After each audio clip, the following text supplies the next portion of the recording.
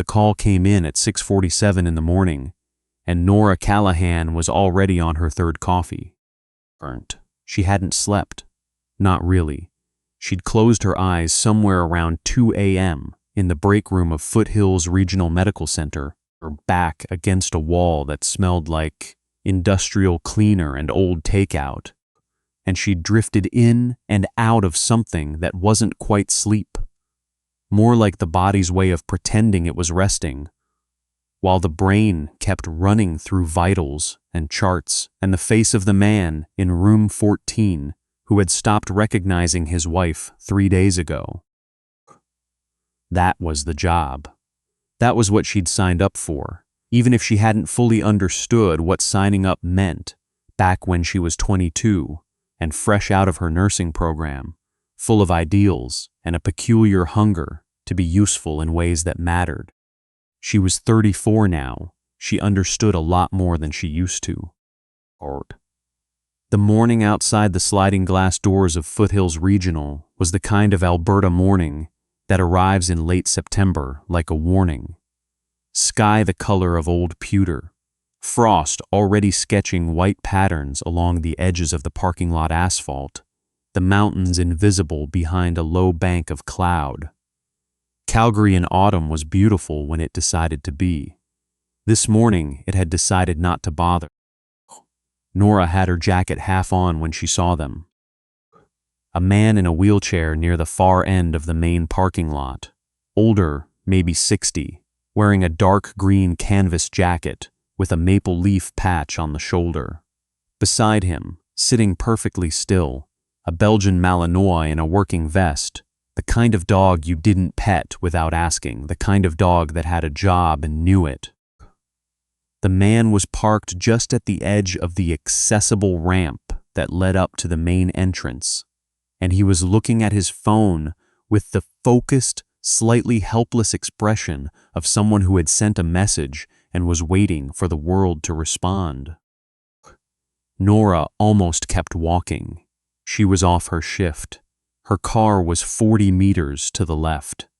Her apartment was 12 minutes away, and there was a shower and a bed waiting for her that she had been mentally promising herself since 3 in the morning. She stopped anyway. It wasn't a decision so much as a reflex.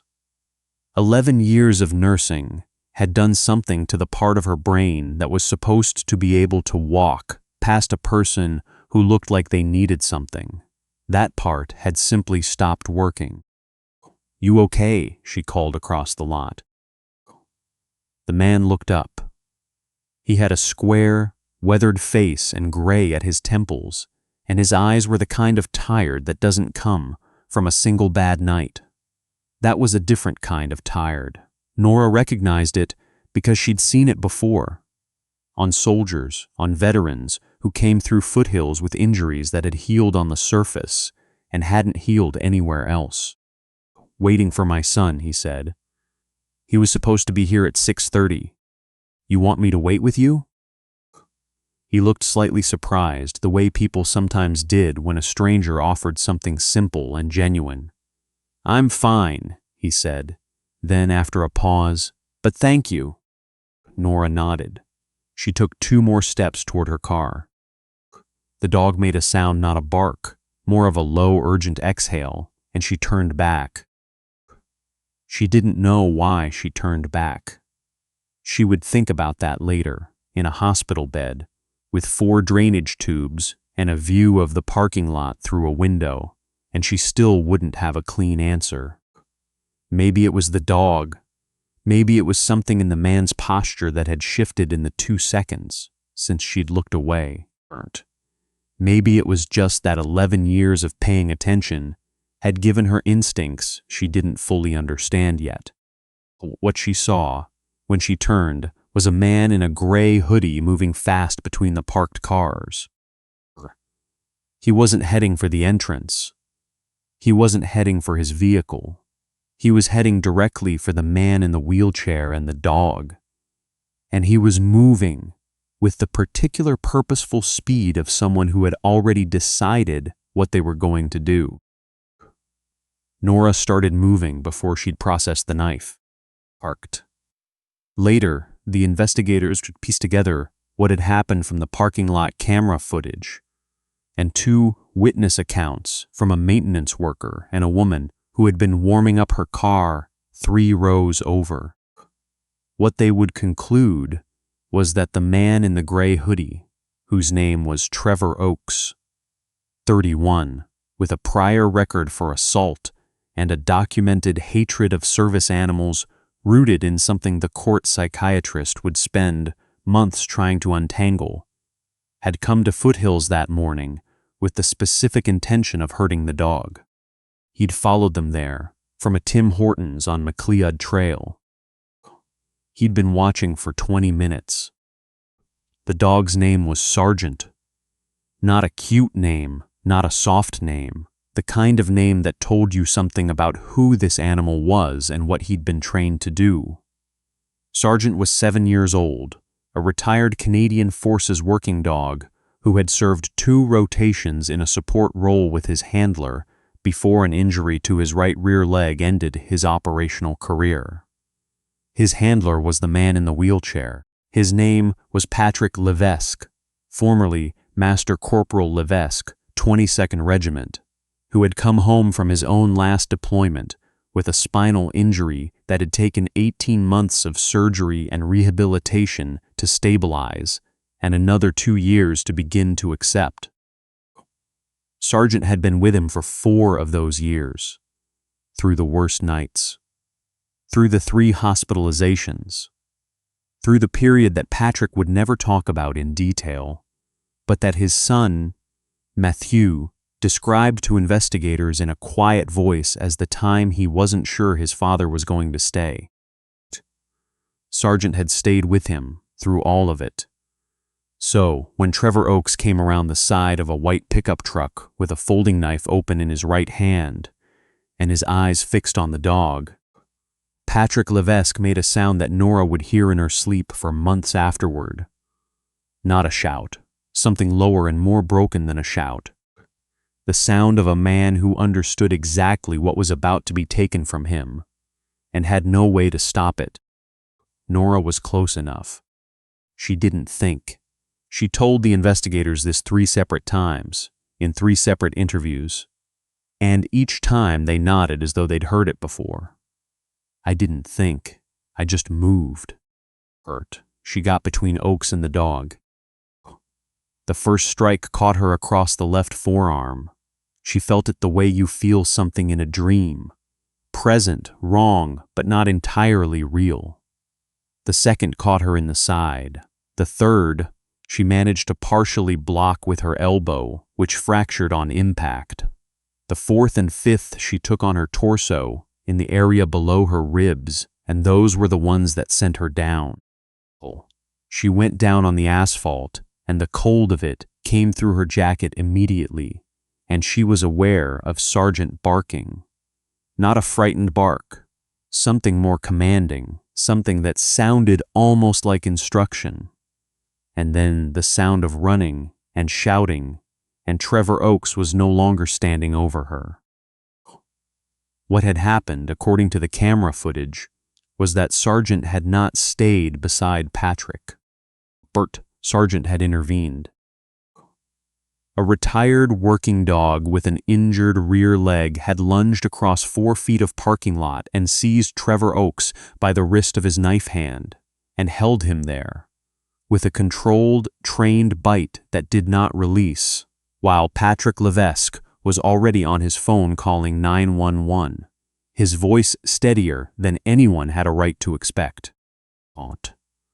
When the police arrived 6 minutes later, Oakes was sitting on the asphalt with Sergeant's teeth still in his wrist. Not because Sergeant couldn't have released. He could have released the moment he heard the command, but because Patrick hadn't given the command yet. He was kneeling on the ground beside Nora instead. His wheelchair tipped over behind him, both knees on the frost-cold asphalt, one hand pressing his folded jacket against her side. "Stay with me," he said. His voice was steady. Nora would think about that later, how steady his voice was. "The dog," she managed. "Sergeant's okay," Patrick said. He's got it handled. Good, she said, and closed her eyes. She did not lose consciousness, though she came close. She would describe it afterward as being very far away from herself, the way you are sometimes in the moments before sleep, burnt, aware that the world is continuing around you, but no longer quite able to participate in it. She could hear the sirens. She could feel the asphalt. She could feel Patrick's hand through the fabric of his jacket pressing against her side. And the pressure was painful and necessary, and the most present thing in the world. She heard a dog's nails on asphalt, moving closer, and then something warm settled against her left leg. Sergeant had released Oakes into the custody of the arriving officers and come to lie beside her. The paramedics would later note, with something between amusement and professional admiration, that they had some difficulty getting Sergeant to give them room to work. He moved when Patrick gave him the command, and not before, and he repositioned himself immediately afterward to the closest available space, which was approximately 18 inches from Nora's left shoulder. He stayed there while they worked on her. He stayed there until they loaded her onto the stretcher. He stayed there until the stretcher was moving, and then he tracked it with his eyes until it went through the sliding glass doors, and Patrick Levesque, who had let the paramedics help him back into his wheelchair, and who was now talking to a police officer with a calm and methodical precision that the officer would describe to his sergeant as the most military thing he'd ever encountered outside of an actual military context, did not stop tracking those same doors with his own eyes for a long time. Nora had 4 stab wounds, 1 to the left forearm, 1 to the lateral torso, 2 to the lower abdominal region, the last of which had nicked a section of bowel that required surgical repair. The fractured elbow was a secondary concern. The surgeons addressed it during the same procedure. The operating time was 3 hours and 20 minutes. The surgical team at Foothills was experienced and efficient and deeply unhappy about operating on one of their own nurses, which is a particular kind of focused unhappy that tends to produce excellent outcomes. She came out of anesthesia at 2:17 in the afternoon. The first thing she saw when her eyes focused was Matthew Levesque sitting in the chair by the window with his jacket still on, and his hands wrapped around a paper coffee cup that had long since gone cold.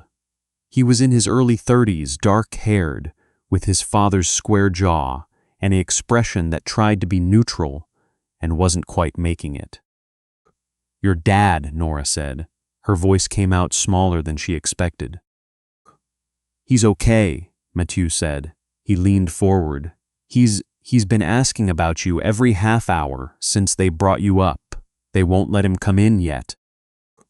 "Sergeant?" Something shifted in Mathieu's face. "In the lobby," he said. They made an exception. A pause. Dad advocated pretty hard for that one. Nora closed her eyes. She was aware of the IV line in her arm, the weight of the surgical dressings, a pulling ache in her abdomen that the anesthetic was still, mercifully, keeping at arm's length.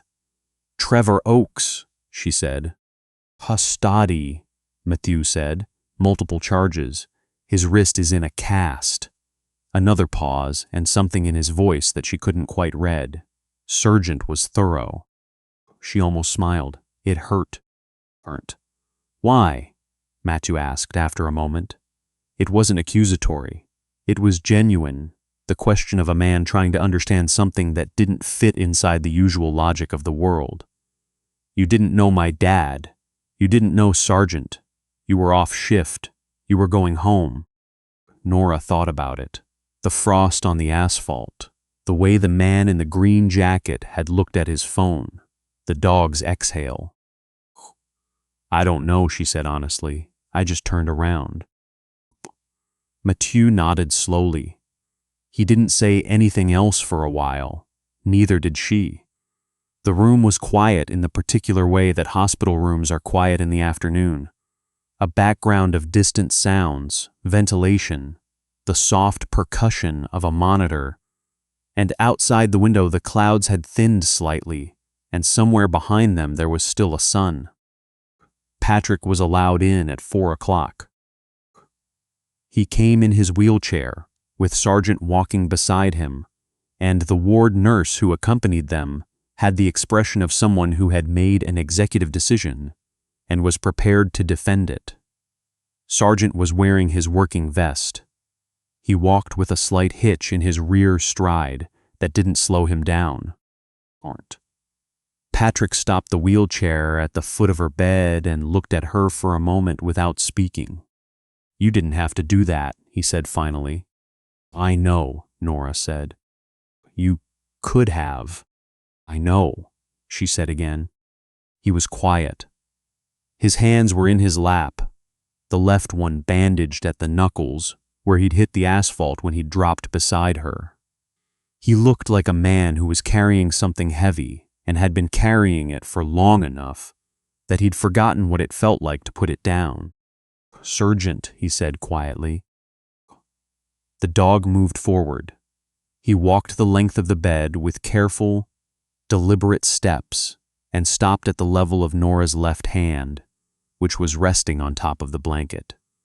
He did not put his head down on the bed. He stood beside it and looked at her, and she looked back at him, and after a moment she moved her hand slightly and touched the top of his head, very gently, and he allowed it. "He wouldn't go into the lobby right away," Patrick said. "When they took you through those doors, he stopped. He stayed by the entrance for about 20 minutes before I could get him to come inside." Nora didn't have words for that. She wasn't sure there were words. She left her hand resting against Sargent's head and looked at the ceiling for a moment because her eyes had done something inconvenient, and she was not, in her professional view, ready to cry in front of a patient's dog. "Thank you," Patrick said, for him, for not letting that happen." She looked at him. "Thank you," she said, "for staying beside me, on the asphalt." He nodded once, the way a man nods when words are not the right tool. She understood that. She didn't know it yet. She was 6 hours out of surgery, running on a drip and a thin foam pillow, and the specific exhausted relief of a body that has been through something serious and come out the other side. But she would find out the next morning. Matthew would tell her, standing in the doorway of her room with his phone in his hand, and an expression she couldn't interpret. "There are people outside," he said. "What kind of people?" He held up his phone. On the screen was a photo taken from above, the parking lot of Foothills Regional, the access road, the sidewalk along the front of the hospital, and standing in organized, silent rows that stretched from the main entrance all the way to the end of the block, wearing their uniforms, their regimental colors, their service medals, were veterans. Not dozens, not a gathering, hundreds. They had come from Calgary and Airdrie and Red Deer, from bases in Edmonton and Shiloh and Petawawa, some of them having driven through the night. There were men and women who had served in Afghanistan, in Bosnia, in the Gulf, in Korea, some of them in wheelchairs, some with canes, some standing straight and still in the gray Alberta morning like they were on parade. Some had brought flowers, some had brought Tim Hortons cups, because that was the Canadian way of saying something serious without making it dramatic. They hadn't coordinated, not in any formal sense. Someone in Patrick's regiment had posted something on Facebook at 9 the previous evening, a brief account, a name, a hospital, and then it had moved, the way things move when they touch something true, from page to page, and group to group, and phone to phone, across a network of people who understood exactly what it meant that a stranger had turned around in a parking lot. Nora lay in her bed and looked at Matthew's phone. "They're asking if you want to see them," Matthew said. "They'll understand if you don't. They're not, they're just there. They said they just wanted you to know they know." She thought about that for a long moment. "Can they bring Sergeant up?" she asked. Matthew almost smiled. "He's already in the elevator." Patrick came back with Sergeant, and they positioned the wheelchair by the window, and a nurse who had decided that this particular morning called for an exception propped the window open 4 inches, and Nora, with her IV line and her surgical dressings and her fractured elbow in a brace, sat up as much as she was able. She couldn't see all of them from the window.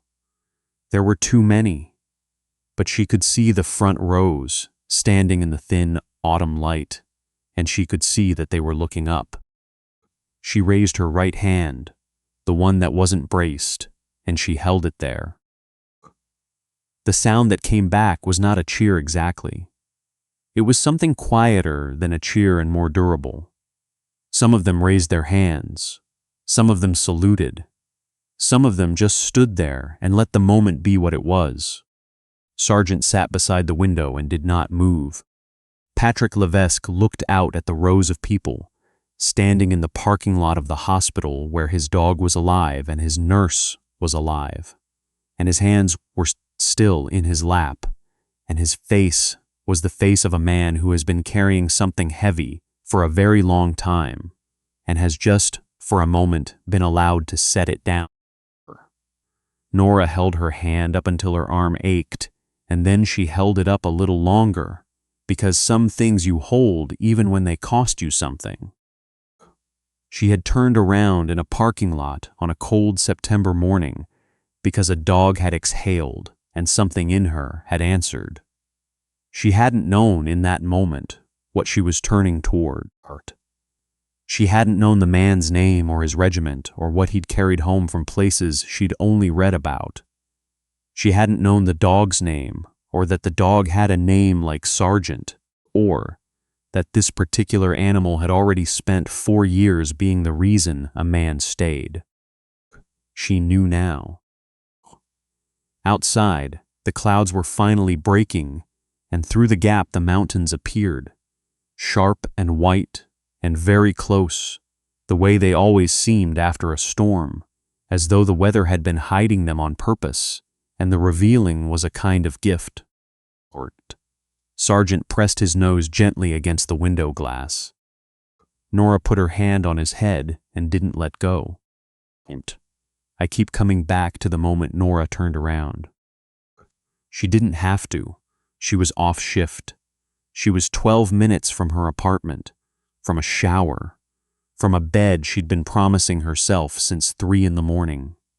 Every reasonable, practical, self-preserving part of her had already made the decision to keep walking, and then a dog exhaled, and she turned around anyway. I think about that a lot. The things that happen in the space between what we decide and what we actually do. There's something in there that doesn't have a clean name. It's not heroism, not in the way we usually use the word. Heroism sounds like a choice made with full information, with awareness of the cost. What Nora did wasn't like that. It was faster than a decision.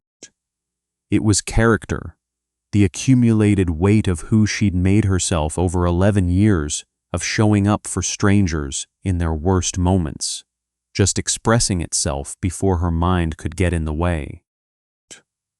That's what I find most honest about this story. She didn't act well because she calculated that acting well would lead somewhere good. She acted well because, somewhere along the way, acting well had become the thing she simply was. That's a different kind of thing entirely, and it's the kind that holds up when it costs you something. And it did cost her. 4 stab wounds, a fractured elbow, 3 hours in an operating room, weeks of recovery. There's no version of this story where the right thing was free. But here's what I think about the cause and what followed from it. Patrick Levesque had spent years rebuilding something inside himself with Sargent beside him. That dog had kept him tethered through the worst of it. Not through any logic or language, just through presence, through the animal fact of being there. When someone threatened that, a stranger stepped into the space between them and the threat, and the world responded to that in the only way communities know how to respond when something true is recognized. It showed up. Hundreds of people standing in a parking lot in the gray Alberta morning, not because they were organized, not because anyone told them to, but because the story had passed through a network of people who understood exactly what it meant to have someone stand between you and the thing that would have broken you. That's cause and consequence in its clearest form, not reward and punishment in any simple sense. Life isn't that tidy, but the way that genuine acts of courage and decency ripple outward in ways the person who made them will never fully see. What I take from Nora isn't a lesson in the instructional sense. It's more of a reminder that the integrity to act on what you know is right, even when it's inconvenient, even when it's dangerous, that's something you build slowly, every ordinary day, in every small choice that nobody notices. That the intelligence to read a situation, to hear what a dog's exhale is actually saying, to understand what a man staring at his phone in a frost-cold parking lot actually needs. That's not talent, it's attention, cultivated over time, and that the endurance to hold your hand up at a hospital window until your arm aches and then hold it a little longer. That's the part nobody talks about, the quiet, sustained part of courage that doesn't make the thumbnail, but is the whole reason the story matters at all. Sargent pressed his nose against the glass, and the mountains came out from behind the clouds. I don't know what else to say about that, except that it felt like the kind of thing that was always going to happen. If someone was brave enough to turn around first,